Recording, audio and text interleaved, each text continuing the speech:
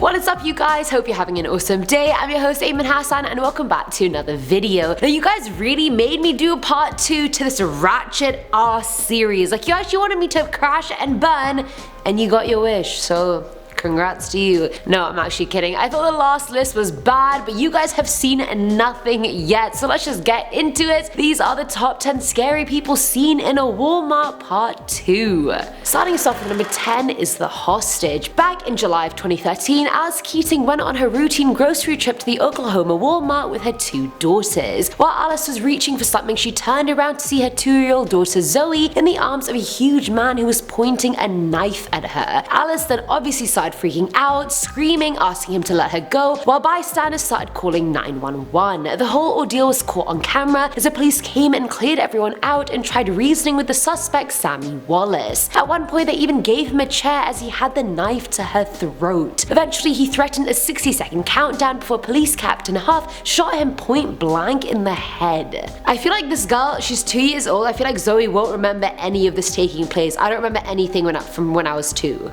However, Zoe, you've been through some shit, my friend. Coming in at number 9 is Breaking Bad. Back in November of 2012, a central Kentucky Walmart was completely shut down after some crazy Dexter's Lab shit went down. Employees said they saw a man come in, look through some aisles, and then go to the bathroom. But he was in there long enough that employees started thinking it was quite sus. They knocked, no answer. Said hello, no answer again. They then just went inside to find the man unconscious on the floor. When the police got there and investigated, they found a working mobile meth lab inside his backpack. The suspect, 36-year-old James Prater, was then decontaminated and arrested for possessing meth and drug paraphernalia and for obviously making meth. Very Breaking Bad.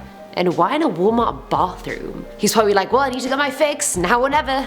At number 8 we have a Cowman. Back in June of 2011, an 18-year-old man entered a Virginia Walmart at 10:35 p.m. He managed to somehow steal 26 gallons of milk from this busy-ass Walmart and escape. And honestly, you'd think this was a normal robbery from someone who probably really needed his calcium, but it was not just that. The boy was dressed in a cow suit and was seen leaving the store crawling on all fours, trying to emulate a cow. He then started handing out pill-filled milk jugs to passerbys outside the store, because I guess spread the milk, right? Just spread the love. The costume didn't fully cover his face though, so it made it easy to identify the guy at a McDonald's where he was later found eating. Because, you know, stealing milk makes a growing boy hungry. I get it. I would go to McDonald's after a robbery as well. Filling our number 7 slot is the Shoplifter. Back at the start of 2016, at about 2 in the morning, 23-year-old Carolyn Wright entered a Myrtle Beach Walmart. She went in there and stole a bunch of panties, bras, condoms, lube, and clothes and tried hiding them under her own clothing. 2 employees spotted her obvious theft and tried stopping her as she was leaving the store, and this is when things went tits up. Carolyn punched one of the employees, causing them to bleed, and then bit a portion of the other employee's finger straight off. A customer witnessed all this and then tried calling 911 but dropped her phone by accident, which Carolyn then grabbed. Tensions are rising. The customer tried to get it back, Carolyn then pulled her hair, and then the customer straight punched her in the face to get her phone back. She then ran into a random van outside and told the driver to drive, and he was like, who the hell are you? She was then apprehended at the scene for stealing $40 worth of items. Can you imagine losing a portion of your finger because someone wanted to steal $40 worth of items? I mean, go on.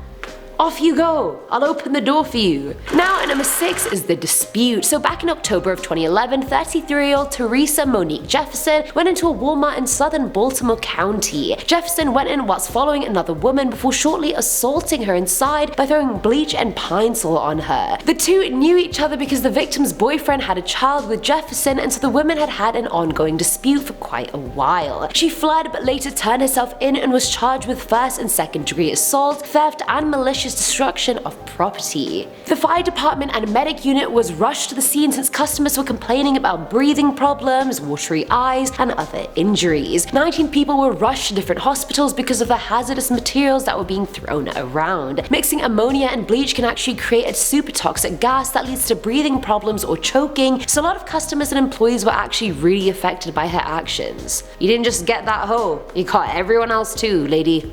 Coming in at number 5 is the murder-suicide. Back in March of 2016, a random man walked into a Walmart in the Dallas area. At about 9:30 a.m., he walked in and shot a male employee working in the garden center before then turning the gun on himself and committing suicide. Everyone was shortly evacuated after that, and no one else was hurt, but fellow employees didn't recognize this man at all. When asked whether the two deceased knew each other, no one had a clue, which made everything that much stranger. Like, who just walks into a Walmart and shoots the first person they see?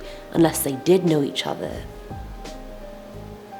At number 4 is Scott. Back in October of 2013, police arrested 43-year-old Scott NICOLLS from Newcastle. Between July and August of that year, Scott had been videoing young girls in his local Walmart. He would fasten his camera at the end of his shopping cart and point the lenses up the girls' skirts while he just followed them around the store. Police found over 10 videos containing child pornography at his home and countless other videos taken in that same Walmart of other girls. They even dubbed him the Pennsylvania pedophile, which is really not the title you want, ever. Filling at number 3 slot is Christina McDermott. Honestly, Christina, you screwed up on so many levels in the story I can't even deal with you. Back in Jan of 2019, 35-year-old Christina got in a cab with a 16-month-old baby and went on her way to Walmart. She was going there to essentially return and refund things she didn't even buy. She went in and left her baby in the taxi. She picked up 2 razors and asked to return them for a gift card, but staff just weren't convinced. The store security called the police, who arrested her when they got there. They also searched her and found drug paraphernalia on her and took her to the station. Christina.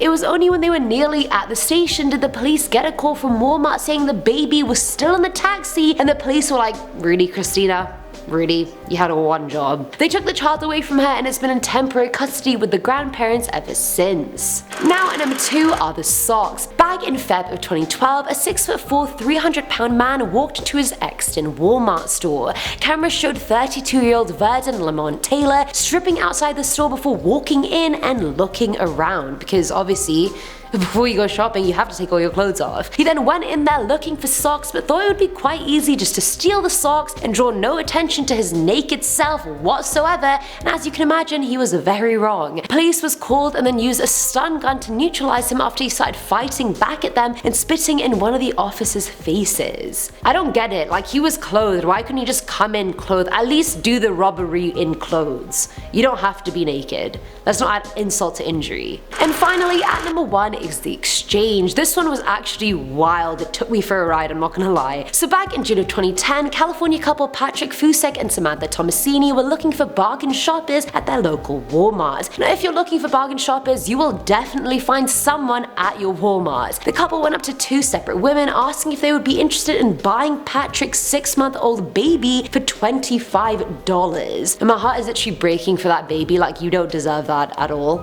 I will love you, I swear. Now initially both women thought he was joking, but as he got pushier they got creeped out and called the police. The police then found the couple that night at 1 a.m. in their home high as balls off meth. The house was in complete shambles and authorities took the baby that Samantha was breastfeeding while being under the influence. Honestly, this baby is probably in a lot better place right now. Even if it is in the system, at least he's not with his crackhead parents. And that is it for today's video, guys. I actually love this series low-key. I love Walmart stories.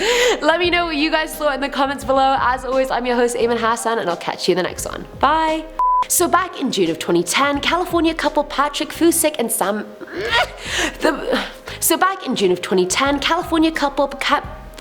Starting us off with number 10 is the hostage. Back in July of 2013, Alex Keating went on her routine grocery and was charged with 1st and 2nd degree assault, theft, and malicious destruction of property.